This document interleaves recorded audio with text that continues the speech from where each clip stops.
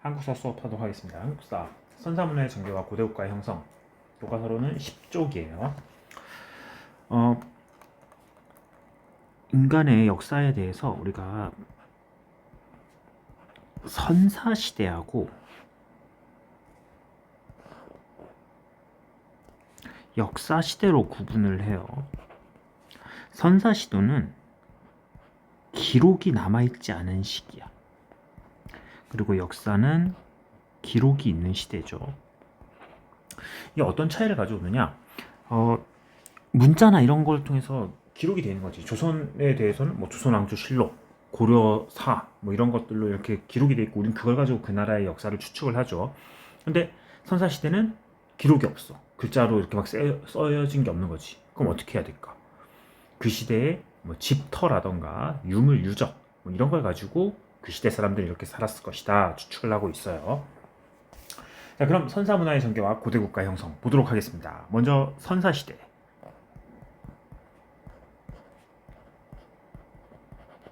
선사시대의 맨 처음 그때 사용했던 도구 중에서 대표 도구로 구석기 시대라는 이름을 사용을 합니다. 자, 구석기 시대 약 70만 년 전에 시작을 했습니다. 한반도와 이 만주지방에서. 이 시대는 돌을 갖다가 깨뜨려 가지고 사용하는 뗀석기를 이용을 했어요. 그래서 가장 대표적인 뗀석기로 주먹도끼,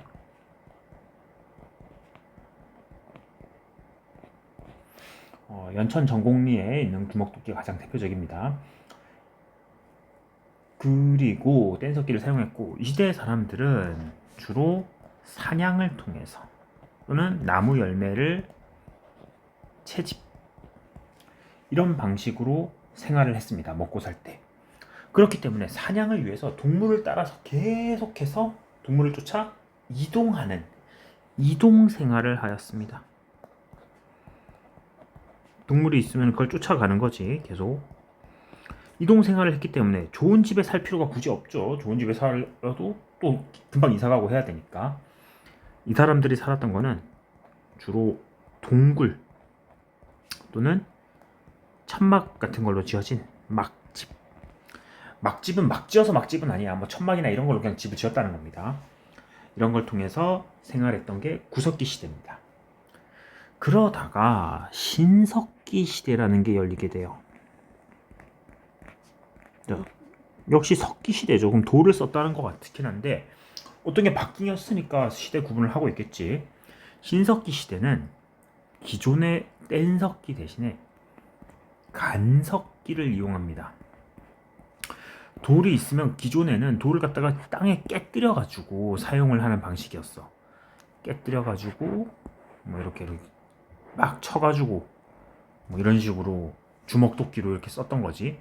근데 간석기는 이런 방식이 아니죠. 이렇게 갈았다는 겁니다. 돌을 용도에 맞게 뾰족하게 갈 수 있는 그런 시기가 신석기 시대의 간석기입니다. 약 1만 년 전에 시작이 되었습니다.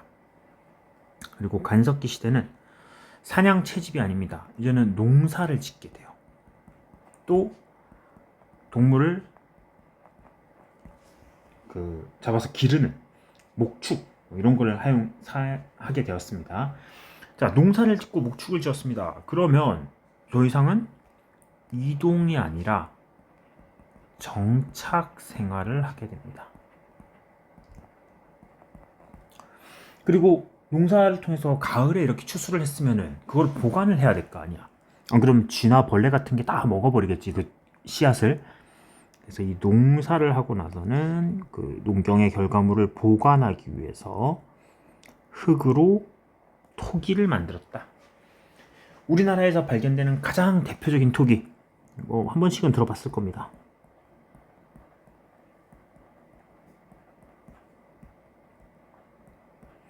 빗살무늬 토기라고 해서 왜 가장 유명하냐면은 다른 토기들도 많은데 종류가 다른 건 뭐 중국에 있고 이런 건데 빗살무늬 토기는 우리나라 지역에서만 발견돼서 가장 유명하죠. 토기에다가 빗살 무늬를 넣은 겁니다. 자, 다음에 정착 생활을 했다는 거. 정착을 하니까 집은 좀 좋은 데 살고 싶어 이제는. 그래서 움집이라고 해서 좀 이제 예전보다는 집의 형태나 이런 게 좀 더 좋아졌습니다. 이 구석기 시대하고 신석기 시대는 두 시대 모두 평등한 시대입니다. 평등한 공동체. 왜 평등이 가능하냐면은 먹을 게 그렇게 많지 않았기 때문에 그래요. 먹을 게 별로 없으니까 똑같이 나눠 먹으면 돼요. 뭐 누가 많이 먹고 누가 적게 먹고 이랬다가 우리 부족의 힘이 약해지면 안 되니 그냥 거의 평등하게 살았고, 뭐 지도자라 해봤자 그냥 나이 많은 사람이 지도자를 하는 그 정도 수준이었습니다. 그리고 신석기 시대 하나만 더 추가를 할게요. 옆에다가 하나 써놓으세요. 가락바퀴라는 거를 이용해서 옷을 뭐 만들어 입기도 하였습니다. 실을 이렇게 만드는 도구예요. 자, 이렇게 평등한 구석기 신석기 시대였는데 이 평등이 깨어지는 시대가 옵니다. 바로 청동기 시대입니다.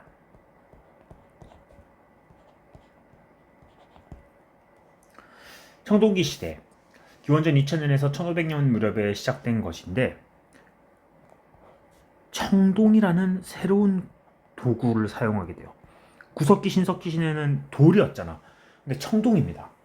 근데 문제는 청동은 그렇게 막 길거리에 널려있는 그런 게 아니지. 돌이야 우리 뭐 길 가다가도 많이 보이지만 청동을 길에서 볼 일은 거의 없잖아 지금도.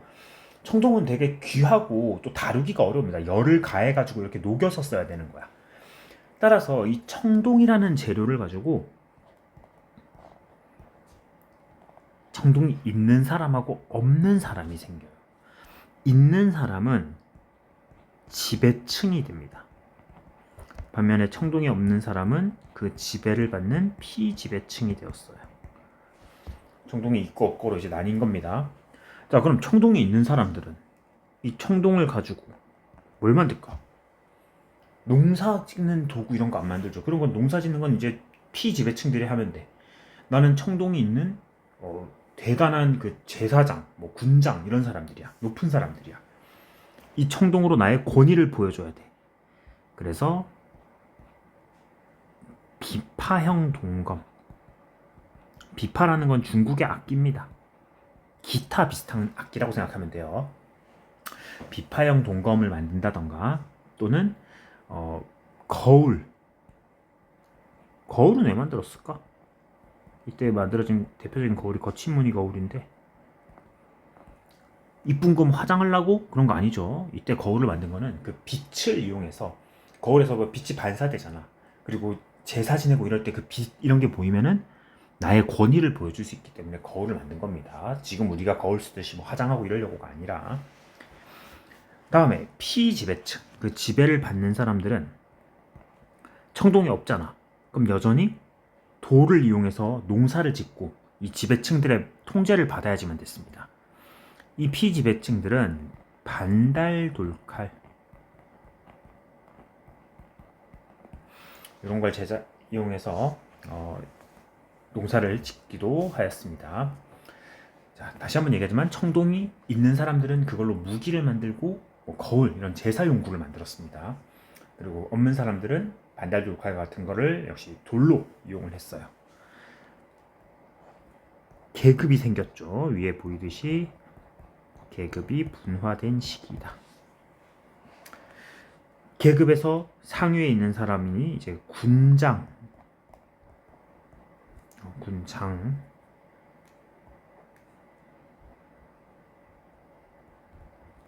이렇게 불립니다. 군장이 출현했어요. 이 군장들은 죽을 때가 되면은 죽어서도 나는 나의 권위를 계속해서 갖고 싶어. 그래서 커다란 무덤을 만들어요. 자신을 위한 무덤. 고인돌이라는 거를 만들어서 거기에서 묻혀서 평생 영생을 누리고 싶어 했습니다. 이 청동기 시대에 청동을 배경으로 해서 만들어진 나라가 있습니다. 바로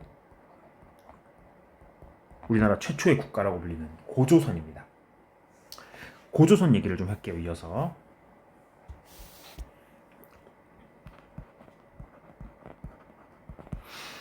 고조선은 청동기 문화를 바탕으로 만들어졌습니다. 청동기 문화를 바탕으로 만들어진 최초의 국가다. 다음 두 번째, 고조선에 대한 이야기는 어디에 실려 있느냐? 역사책 중에 삼국유사라는 책이 있어요. 자, 뭐 어쩌다 한 번씩 들어봤을 거예요. 삼국사기, 삼국유사 있는데 그 중에 삼국유사라는 책에 단군왕검 이야기가 나옵니다. 자, 단군왕검 얘기 알죠? 뭐 옛날에 그 환웅이란 사람이 하늘에서 내려와서 나라를 통치를 했다. 그때 곰하고 호랑이가 와가지고 뭐 인간이 되고 싶다고 했는데 마늘과 쑥을 먹으라 했더니 호랑이는 도망가고 곰만 마늘과 쑥을 먹고 여자가 되어서 웅녀가 되었다. 환웅과 그 웅녀가 결혼을 해서 단군왕검을 낳아서 고조선을 만들고 뭐 나라를 다스렸다. 그런 얘기죠. 삼국유사 이야기에서 우리가 알 수 있는 게 있어요. 일단 그 단군왕검 이야기에서 알 수 있는 거, 첫 번째로 지배 계급이 출현했다.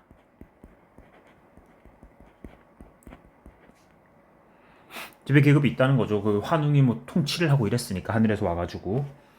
그리고 정치 세력의 통합, 뭐 복속. 이건 뭘 통해 알 수 있냐면은 환웅이란 사람이 하늘에서 내려왔다 하잖아. 환웅이 왔다고 하는데 이게 뭐 실제로 하늘에서 오진 않았겠지. 환웅은 아마 외부에서 들어온 사람일 거야.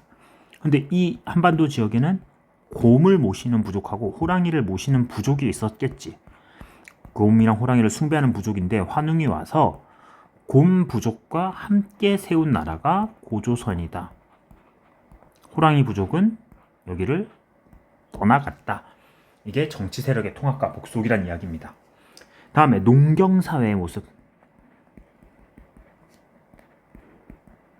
환웅이 올 때 그 고조선 설화에 보면은 풍백, 운사, 우사 셋과 함께 왔다 이렇게 써 있거든. 풍, 바람 풍자, 구름 운자, 비 우자예요. 이거는 그 당시에 이 농사랑 관련된 그 날씨가 되게 중요했다. 그런 설화에 들어간 내용이에요. 그래서 농경사의 모습을 보여준다. 마지막으로 가장 중요한 거, 재정일치. 재정일치란 거는 제사랑 정치를 한 사람이 한다는 겁니다. 그러니까 정치를 하는 사람이 곧 제사장입니다. 이걸 어디서 알 수 있느냐? 여기서 알 수 있습니다. 단군왕검, 그 용어에서. 단군왕검은 합성어입니다. 단군이라는 거는 제사를 지내는 제사장을 이야기하고 왕검이라는 거는 군장, 통치자를 이야기해요. 근데 단군왕검을 한 사람이 하고 있어요. 그 얘기는 재정일치다. 쉽게 얘기하면은 지금 우리나라에서 교황은 저 종교적인 사람이죠. 가톨릭에서 수장이죠. 대통령은 정치를 하는 사람이잖아. 근데 교황 대통령 이런 직함이 있는 겁니다. 단군왕검이라는 게. 교황 대통령, 그 얘기는 대통령을 하면서 교황을 경험한다. 이렇게 이해할 수 있는 거잖아. 재정일치라고 불러요. 그런 거를. 자, 이렇게 고조선이 유지가 됐습니다. 그래서 위에서 재정일치 얘기해서 하나만 더 하면 아름다운 이 땅에 금수강산에 단군 할아버지가 터 잡으시고, 그 사실은 잘못된 거지. 단군 할아버지는, 단군이 사람 이름 같잖아. 근데 실제로는 사람 이름이 아닙니다. 단군은 직함이에요. 대통령 뭐 이런 겁니다. 뜻이.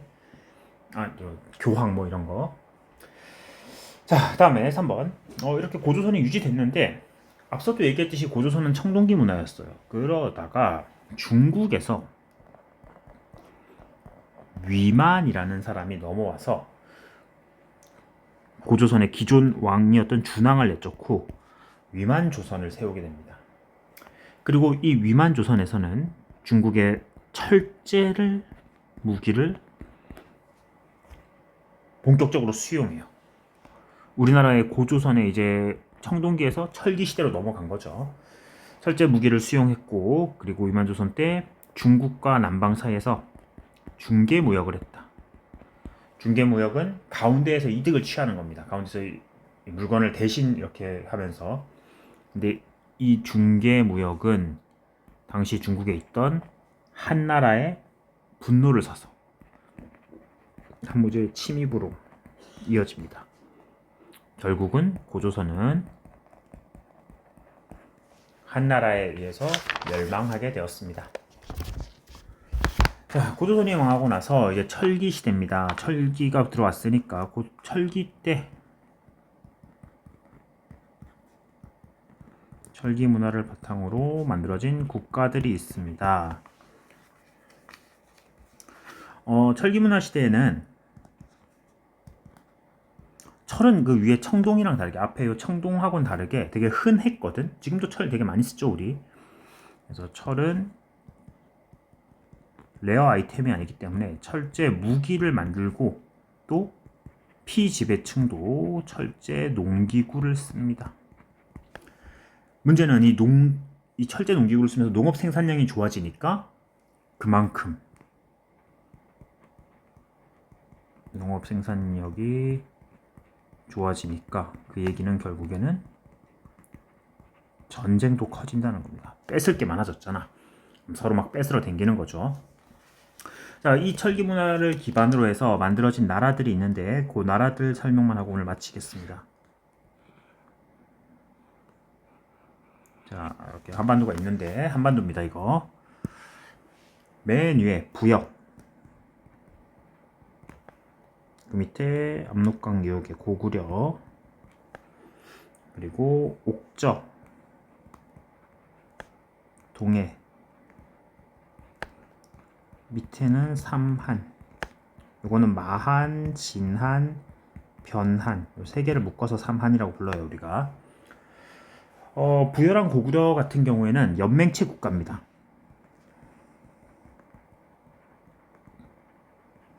이거는 그래도 좀 세력이 크고 왕이 있어요. 근데 밑에 옥저동의 삼한 같은 경우에는 왕은 없습니다.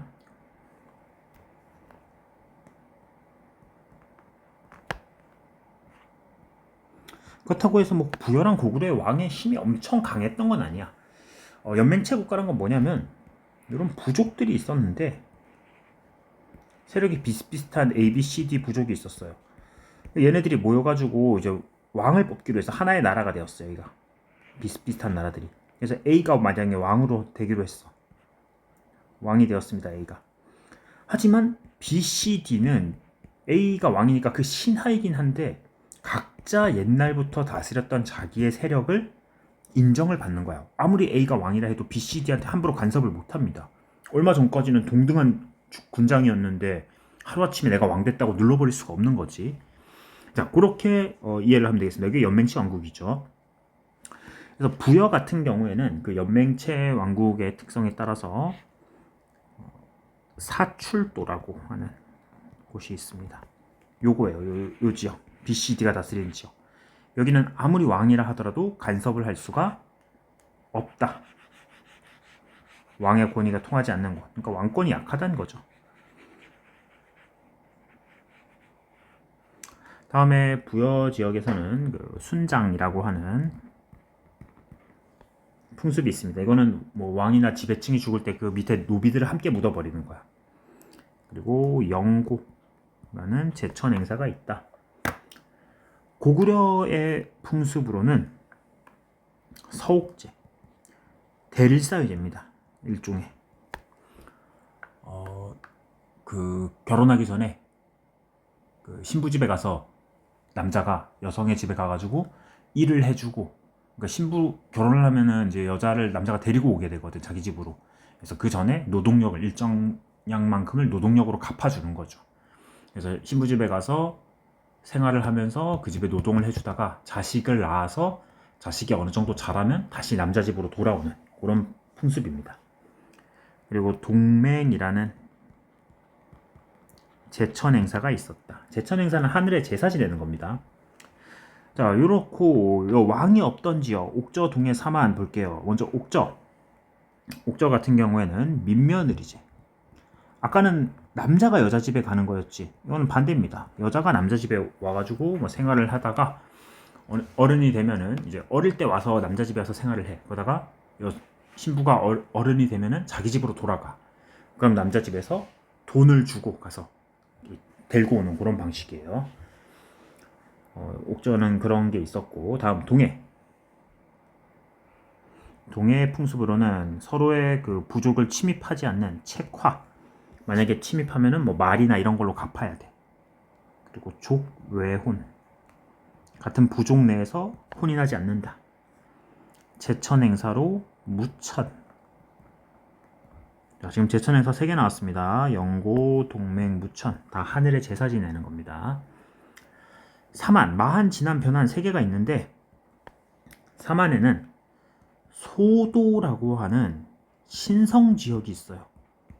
이 지역은 신의 영역이야. 그리고 이 소도를 다스리는 사람을 천군이라고 합니다. 그러니까 군장은 정치를 하는 사람이고 천군이 다스리는 그 제사 지역, 신성 지역이 따로 있어. 자, 그 얘기는 앞에 나왔던 이 단군 왕검하고 다르다는 거죠. 단군 왕검은 한 사람이 단군과 왕검을 겸한다 해서 재정일치라고 얘기를 했었습니다. 근데 여기는 지금 천군이라는 사람이 다스리는 소도가 있고 군장이 다스리는 지역이 별도로 있어. 앞에가 재정일치였다면 여기는 재정 분리사회를 보여주는 거야. 소도에 천군이 있다는 건 제사를 지내는 사람은 따로 있다는 거죠. 이해되지? 그러고 마지막으로 제천행사로 계절제를 지낸다. 계절제가 5월제, 10월제 2개가 있었습니다. 자, 됐습니다. 이렇게 해서 선사시대 구석기, 신석기, 청동기, 그리고 고조선, 철기문화까지 내용을 다 했습니다. 자, 여기서 끝이 아니라 교과서의 밑줄을 볼 거예요. 이 교과서 밑줄까지 그어오세요. 여러분들도 같이 2개 다 봐야 됩니다. 일단은 마치도록 하겠습니다. 첫 번째 강의는.